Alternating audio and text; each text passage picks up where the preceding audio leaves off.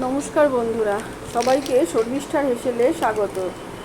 আজ আপনাদের সাথে শেয়ার করব বিকেলে স্ন্যাক্সের রেসিপি। বিকেলে সাধারণত আমরা চপ, সিঙ্গাড়া, পকোড়া এগুলো খেয়ে থাকি। এগুলো খেতে খুবই ভালো লাগে, কিন্তু এগুলো একটু সময় সাপেক্ষ তৈরি করাটা।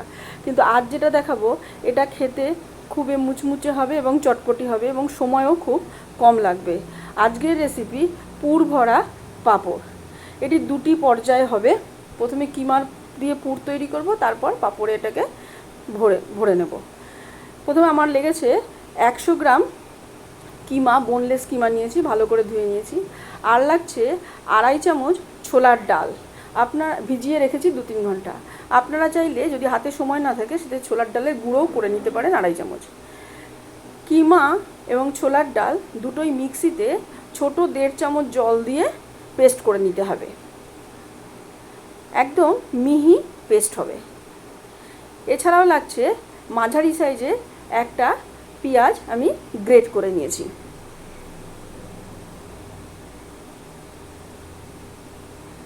আর লাগবে 3টে কাঁচা লঙ্কা কিমা, 4টে রসুন কোয়া গ্রেট করা, আর ছোট 1 চামচ ধনেপাতা কুচানো। এবার কড়াইতে আমি সর্ষের তেল দিয়ে দিয়েছি এবং লো মিডিয়াম ফ্লেমে রেখেছি, আর দারচিনি, এলাচ ফোড়ন দিয়েছি।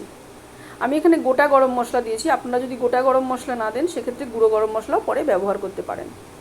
আর দিয়ে দিলাম পেঁয়াজ গ্রেট করা, রসুন আর লঙ্কা।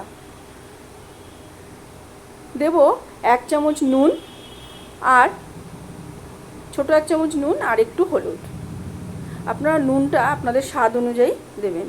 এবার এটাকে কষতে দিতে হবে। আপনারা কিমা যদি আপনাদের না দিতে চান সেক্ষেত্রে পনির গ্রেট করে অথবা ছানা দিয়েও কিন্তু তৈরি করতে পারেন। দেখুন পেঁয়াজটা কষানো হয়ে গেছে, তেল ছেড়ে দিয়েছে। এবার কিমা পেস্টটা দিয়ে দেব। কিমা পেস্টটা দিয়ে একে মিনিট 5 নাড়তে হবে। এই সময় আমি দিয়ে দেব ছোট হাফ চামচ মতো চাট মশলা আর ছোট 1 চামচ চিনি। এটা যেহেতু টক ঝাল মিষ্টি হবে, চটপটে হবে, সেই জন্য চাট মশলা দিয়েছি। আপনাদের কাছে যদি চাট মশলা না থাকে সেক্ষেত্রে পাতিলেবুর রসও দিতে পারেন। 5 মিনিট কষানো হয়ে গেছে। এবার ধনেপাতা কুচানোটা দিয়ে দেব এবং তারপর মিনিট খানেক একে নাড়ব।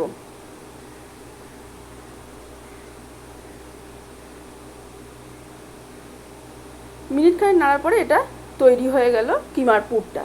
এবার একটা ব্যাটার তৈরি করে নেব। 2 চামচ বড় ময়দা নিয়েছি আর 3 চামচ জল দিয়ে একটা ঘন ব্যাটার তৈরি করে রেখে দেবো। এটা পুরটা যখন ভরবো তখন পাঁপড়ে এটা ব্যবহার করব।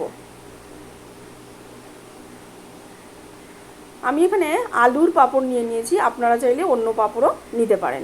এবার প্রত্যেকটা পাঁপড়কে আমি যেমন অয়েল ব্রাশ করা হয় সেরকম জলকে হালকা ব্রাশ করে নিচ্ছি। কখনো পাঁপড়টাকে পুরো জলের মধ্যে ডুবিয়ে দেবেন না, তাহলে যখন কিমা ভরা হবে তখন ফোল্ড করলে পাঁপড়টা ছিঁড়ে যাবে। আপনারা ব্রাশের সাহায্যে ছাড়া না করে এটা হাতের সাহায্যেও কিন্তু করতে পারেন। এবার যে ব্যাটারটা আমি তৈরি করে রেখেছিলাম সেটাকে একটু চওড়া করে আমি পাঁপড়ের চারদিকে লাগিয়ে দেব। একটু চওড়া দেবো কারণ যাতে পাঁপড়ের মুখটা খুলে না যায়। এবার খুব অল্প করে কিমাটাকে এখানে দিয়ে দেব। কিমায় যেহেতু ছোলার ডাল ব্যবহার করা যায় সেজন্য বাঁধুনিটা খুব ভালো হয়েছে এবং এটা বেরিয়ে আসবে না। যদি মুখটা টাইট থাকে তাহলে আর কোনোভাবেই এটা ছাড়া হবে না। দেখুন মুখটা সুন্দর করে এইভাবে বন্ধ করে দিতে হবে। যেভাবে পুলি পিঠে আমরা বন্ধ করি সেইভাবে বন্ধ করে দিতে হবে। আর যখন পাঁপড়গুলো জল ব্রাশ করবেন বা হাত দিয়ে জল দেবেন তখন একবারে করে নেবেন, তাতে আপনাদের যে কটা পাঁপড় করবেন তাতে আপনাদের সুবিধা হবে। আপনারা যদি আমার চ্যানেলের নতুন বন্ধু হয়ে থাকেন সেক্ষেত্রে চ্যানেলটি সাবস্ক্রাইব করবার অনুরোধ রইল এবং পাশে থাকা বেল আইকনটি প্রেস করে দেবেন, তাতে নোটিফিকেশানগুলো খুব সহজেই আপনাদের কাছে পৌঁছে যাবে। আর আপনারা এইভাবে পাঁপড় কিন্তু পুর ভরে 2 দিনের জন্য রেখে দিতে পারেন। এয়ারটাইট কন্টেনারে করে নর্মাল ফ্রিজে 2 দিনের জন্য রেখে দিতে পারেন এবং বের করে আধ ঘন্টা আগে বের করে নেবেন, তারপরে ভেজে খেতে পারেন।